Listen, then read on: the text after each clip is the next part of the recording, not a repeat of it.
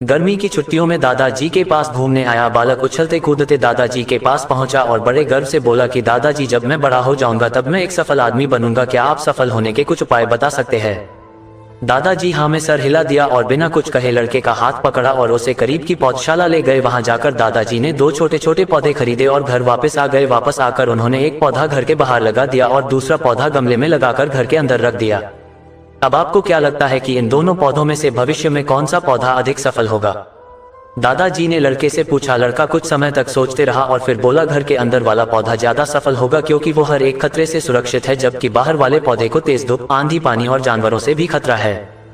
दादाजी बोले, चलो देखते हैं आगे क्या होता है, और वह अखबार उठाकर पढ़ने लगे। दादाजी दोनों पौधों पर ज्यादा ध्यान देते रहे और समय बीतता गया।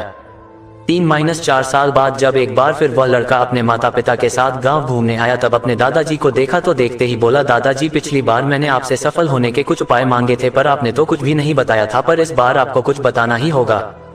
दादाजी मुस्कुराए और लड़के को उस जगह ले गए जहां उन्होंने गमले में पौधा लगाया था। अब वह पौधा एक पेड़ में बदल चुका था। लड़का बोला, देखा दादाजी, मैंने कहा था ना कि ये वाला पौधा ज्यादा सफल होगा। दादाजी ने बोला कि अरे पहले बाहर वाले पौधे का हाल तो देख लो। और ये कहते हुए दादाजी लड़के को बाहर ले गए। बाहर एक विशाल पेड़ गर्व से खड़ा था, उसकी शाखाएं दूर तक फैली हुई थी और उसके छांव में खड़े राहगीर आराम से बातें कर रहे थे। अब दादाजी ने पूछा, बताओ कौन सा पौधा ज्यादा सफल हुआ? लड़का कुछ शर्माते हुए बोला, बाहर वाला। लेकिन ये कैसे संभव है? बाहर तो उसे ना जाने कितने खतरों का सामना करना पड़ा होगा। दादाजी मुस्कुराए और बोले, हाँ, बाहर वाले पौधे को बहुत सी चीजों से सामना करना पड़ा, लेकिन समस्या का सामना करने से अपने फायदे भी तो है। बाहर वाले पौधे के पास आजादी थी कि वह अपनी जड़ें जितनी चाहे उतनी फैला ले, अपनी शाखाओं से आसमान को छू ले, और तुम जिस आधी तूफान से इस पेड़ के लिए मुसीबत समझते थे, उसी आधी तूफान ने ही इस पेड़ की जड़ों को इतना मजबूत बना दिया है कि आज एक छोटा सा आधी तूफान इस पेड़ का कुछ भी नहीं बिगाड़ सकता।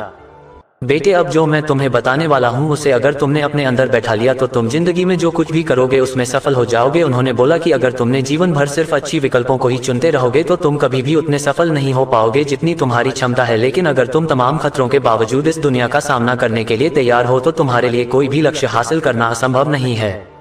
लड़के ने लंबी सांस ली और उस पेड़ की तरफ देखने लगा। वह दादाजी की बातों को समझ चुका था। आज उसे सफलता का एक बहुत बड़ा सबक मिल चुका था कि जीवन में हम जिन रुकावटों को हम जितना बड़ा शत्रु समझते हैं वही हमें मजबूत और जीवन में बहुत ज्यादा सफल बनाती है।